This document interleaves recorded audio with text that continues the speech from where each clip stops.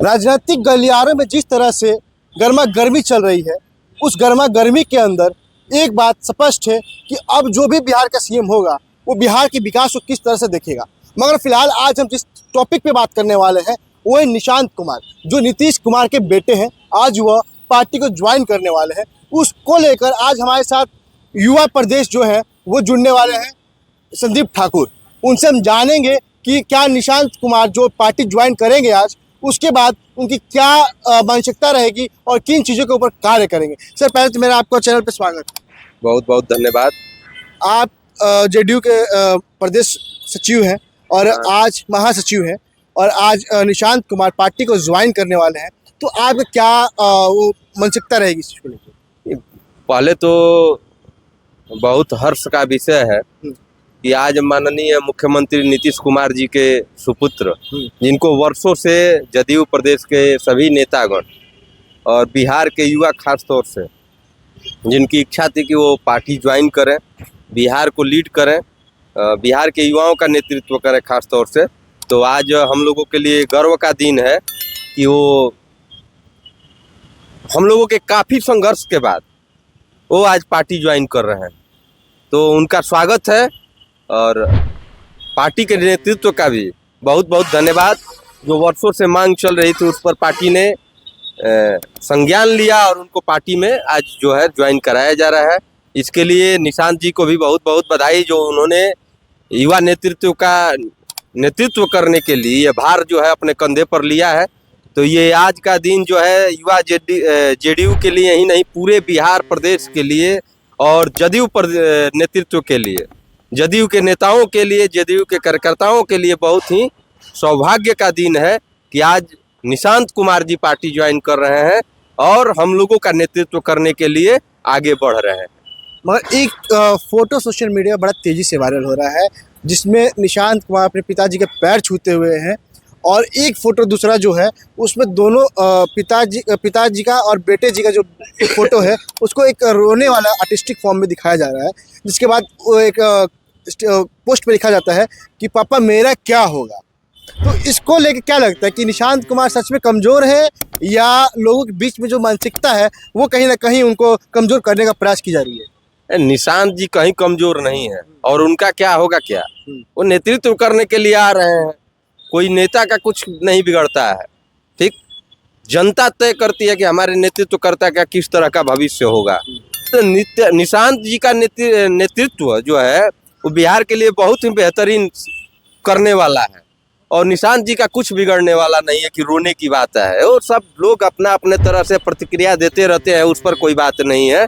निशांत जी बिहार के लिए बहुत ही बेहतरीन करने वाले हैं, तो उनका भविष्य जो है बहुत ही सुखमय और बहुत ही शानदार होने वाला है। वो आने वाले समय के बिहार के जो है वो भविष्य है, बिहार क्या कहे पूरे देश का भविष्य है।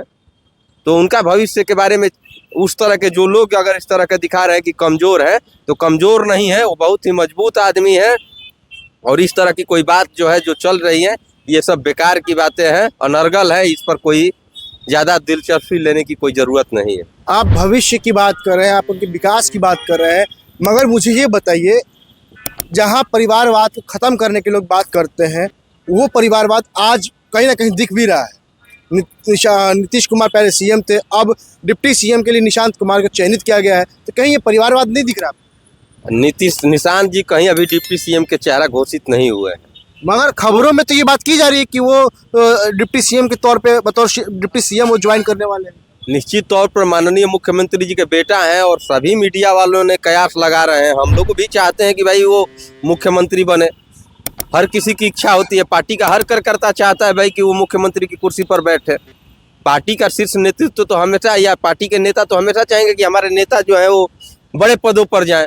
रही बात वंशवाद की, तो नीतीश कुमार जी ने उनको थोपा नहीं है, उनको कुर्सी पर बैठा नहीं दिया है जबरदस्ती लाकर। पार्टी के कार्यकर्ता कई वर्षों से संघर्ष कर रहे थे रोड पर। आप जाकर देखिए, पटना का पूरा शहर, पटना ही नहीं पूरे बिहार में बैनर पोस्टर लगते रहे हैं कि निशांत जी को पार्टी में लाइए लाइए लाइए। कई दिनों से धरना चला है, प्रदर्शन होते रहे। पार्टी के कार्यकर्ता जो है आए दिन पार्टी कार्यालय में धरना प्रदर्शन करते रहते हैं कि निशांत जी को पार्टी में लाइए, निशांत जी को पार्टी में लाइए। लेकिन माननीय मुख्यमंत्री जी निशांत जी को पार्टी में नहीं ला रहे थे, लेकिन जनता का दबाव, पार्टी कार्यकर्ताओं का दबाव इतना है कि नीतीश कुमार जी के न चाहने के बावजूद भी पार्टी के शीर्ष नेतृत्व जो है वो चाह रहा है और पार्टी के कार्यकर्ता चाह रहे हैं कि निशांत जी पार्टी में आए। तो निशांत जी से सहमति लेकर निशांत जी को पार्टी में लाया जा रहा है, पार्टी में निशांत जी आ रहे हैं। यह बहुत ही बेहतरीन दिन है, इसमें कोई वंशवाद नहीं है, कोई थोपा नहीं जा रहा है कि नहीं आप ही को, इनका बेटा है तो इन्हीं को बनाना है, ऐसा तो कुछ है नहीं। वो पार्टी क्या जेडीयू पार्टी में कोई ऐसा नेता नहीं है जो उनकी जगह ले सकते हैं? नहीं, पार्टी में बहुत सारे नेता हैं जो काम कर रहे फिर हैं। निशांत कुमार क्यों? निशांत जी इसलिए जरूरी है ताकि युवाओं का बिखराव नहीं हो, एक नेतृत्व जो है वो दिखे और एक युवा नेतृत्व दिखे। निशांत जी के साथ एक युवा नेतृत्व का जो सोच है, वो मुख्यमंत्री जी की जो सोच है वो निशांत जी में दिखती है। तो हम लोग चाहते थे कि निशांत जी पार्टी में आए, पार्टी के युवाओं को नेतृत्व करें और लेकर चलें और हम लोगों का मार्गदर्शन करें, ताकि भविष्य में पार्टी पुनः उसी तरह से, जिस तरह से माननीय मुख्यमंत्री जी के नेतृत्व में काम कर रही थी उसी तरह से आगे भी करते रहे। इसलिए हम लोगों की इच्छा है। निशांत बार बार युवाओं की बात कर रहे हैं, इस बात को थोड़ा गौर करिए, बार बार आप युवाओं की बात कर रहे हैं, मगर वही युवा अपने हक के लिए जब धरना देने शुरू करते हैं तो उन पर लाठियां चार्ज कर दी जाती है। नहीं, पूरे बिहार में ही नहीं, पूरे देश का उठाकर देखिए तो सबसे अधिक बिहार में युवाओं का ख्याल रखा गया है। किस तरह से? जहाँ कहीं भी पूरे भारत में आप जॉब की स्थिति उठाकर देखिए, सरकारी नौकरी की क्या स्थिति है, लेकिन बिहार का देखिए तो बिहार में हमेशा सरकारी नौकरी के लिए कोई ना कोई विज्ञप्ति आते रहते। तब भी बिहार की युवा पलायन करने के लिए तैयार हो जा रहे हैं। देखिए जनसंख्या बहुत ज़्यादा है बिहार की और हमारे पास संसाधन कम है, हम संसाधन बढ़ाने में लगे हुए हैं, कल कारखाने बढ़ रही है, सरकार अखबारों पे दिखता है कि वही कारखाने बढ़ रहे हैं, लोग युवाओं के लिए रोजगार निकाले, मगर धरातल पे क्या है? धरातल पे तो युवा प्लान करने के लिए तैयारी कर रहे हैं। नहीं, ये एकाएक सारी चीजों को बदल नहीं दिया जाएगा। आप देखिए आपके परिवार में भी बहुत ज्यादा लोग हैं, तो सभी लोगों को एक ही समान रोजगार नहीं मिल जाता है, सब किसी को कुछ मिलता है, किसी को कुछ मिलता है, लेकिन व्यवस्थाएं परिवार का जो मुखिया होता है वो बनाने की कोशिश करता है। उसी तरह से माननीय मुख्यमंत्री नीतीश कुमार जी ने व्यवस्थाएं बनाई, उसमें बहुत सारे लोगों को जॉब मिला और आगे भी मिलेगा। उसमें कुछ लोग जो है उनको नहीं मिल पाया है, जो लोग बाहर काम करते हैं उनके लिए भी पार्टी नेतृत्व जो है उस तरह की व्यवस्था बना रही है कि आगे भविष्य में बिहार छोड़कर किसी को जाने की जरूरत नहीं पड़े, उसके लिए भी काम हो रहा है। लेकिन आप चाह रहे हैं कि किसी के पास कोई जादू की छड़ी नहीं है कि अभी घुमाया और अभी सारी चीजें जो है बदल जाए, प्रयास जारी है। आप ये बताइए कि निशांत कुमार पार्टी ज्वाइन कर रहे हैं तो सबसे पहला मुख्य उनका कार्य क्या होने वाला है? देखिए निशांत जी पार्टी ज्वाइन करेंगे, पूरे बिहार का भ्रमण करेंगे और पार्टी के कार्यकर्ताओं से मिलेंगे, उनके दुख उनकी समस्या समझेंगे, लोगों की समस्या को समझेंगे, बिहार की समस्या को समझेंगे, बिहार की भौगोलिक स्थिति को जानेंगे। उसके बाद बिहार के लोगों के साथ मिलजुल कर बैठकर एक रास्ता बनाएंगे कि आगे भविष्य में क्या करना है। बिहार में सबसे ज्यादा गरीबी देखने को मिलती है, ये बात आप भी जानते हैं, हम भी जानते हैं, मगर इन गरीबी को मिटाने के लिए बिहार सरकार के द्वारा आज तक कोई कार्य नहीं किया जाता। देखिए आप भी जानते हैं कि बिहार में एक समय था कि जंगल राज था, शैक्षणिक व्यवस्था पूरी तरह से ध्वस्त थी। यहाँ पर आपको भी मालूम है कि शिक्षा की क्या स्थिति थी।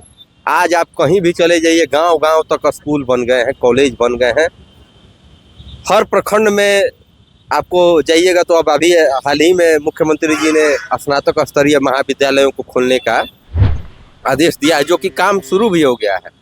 तो शैक्षणिक व्यवस्था को दुरुस्त किया गया है। जब बिहार की शिक्षा व्यवस्था ठीक हो जाएगी, पूर्ण रूप से एकदम मजबूत हो जाएगी और बिहार के लोग शिक्षित हो जाएंगे, तो कहीं किसी को जॉब मांगने की जरूरत नहीं पड़ेगी। बिहार उतना मजबूत है, दे सकता है और दे भी रहा है और आगे भी देगा। इसके लिए आप लोगों को घबराने की जरूरत नहीं है। मतलब आप मुझे 10 पॉइंट गिनाइए जो निशांत कुमार के राजनीतिक पल में हो सकते हैं, पूरे किए जा सकते हैं। देखिए निशांत जी आएंगे तो युवाओं का पहली तो जो एक बिखराव की स्थिति थी वो मजबूत होगी, बिखराव नहीं होगा, युवा उनके नेतृत्व में चलेंगे। दूसरी बात ये है कि युवा जो है अपनी बात को शीर्ष नेतृत्व तक नहीं पहुंचा पा रहा था, वो निशांत जी के माध्यम से आसानी से पहुंचा पाएगा। निशांत जी युवाओं का जो दर्द है वो आसानी से उसको ठीक करने में, सॉल्व करने में कामयाब होंगे। और तीसरा बात है कि युवा जो है निशांत जी के साथ जुड़ेगा, क्योंकि दोनों लोग युवा हैं, निशांत जी भी युवा हैं और युवाओं की समझ है, उनको पढ़े लिखे व्यक्ति हैं, तो उनके आने से निश्चित तौर पर जो है युवा, खास तौर से युवा महिला जो है वो अपने आप को सहज महसूस करेंगी और अपने आप को सुरक्षित भी महसूस करेंगी। तो आने वाला समय बहुत ही अच्छा है। आप लोग बेशक देखिएगा, अभी कहना कुछ भी अतिशयोक्ति जैसा हो जाएगा, लेकिन आने वाला समय बहुत ही अच्छा होगा। देखिए यहाँ पे निशांत कुमार को लेकर जिस तरह से महासचिव जो यहाँ के हैं संदीप ठाकुर, उन्होंने बताया, आप इनकी बातों को लेकर कितना सहमत हैं और आपको क्या लगता है? देखिए सबसे बड़ा पॉइंट है, युवाओं की बात हो रही है और युवा नेता निशांत कुमार हैं जो इनके द्वारा कहा गया है। और आप लोग इस चीज़ को लेकर क्या कहते हैं, आप हमें कमेंट बॉक्स में बताइए, क्योंकि युवा जब तक इस बात को सुनेगा नहीं, जब तक जानेगा नहीं, तो युवा अपनी हक की लड़ाई लड़ कैसे पाएगा। इन तमाम चीज़ों को लेकर आज हमने संदीप ठाकुर से बात किया और जाना कि निशांत कुमार के ज्वाइनिंग के बाद युवाओं के लिए क्या क्या हो सकता है। इन तमाम चीज़ों को हम आज आप सबके सामने प्रस्तुत कर रहे हैं। इसको लेकर आप लोगों का क्या कहना है, आप हमारे कमेंट बॉक्स में बताइए। अगला जो भी वीडियो होगा उसमें आप लोगों की बातों को हम लोग रखने का प्रयास करेंगे। फिलहाल आज के लिए इतना ही। तमाम खबरों के लिए जन सच्चा बात को देखते रहे। धन्यवाद।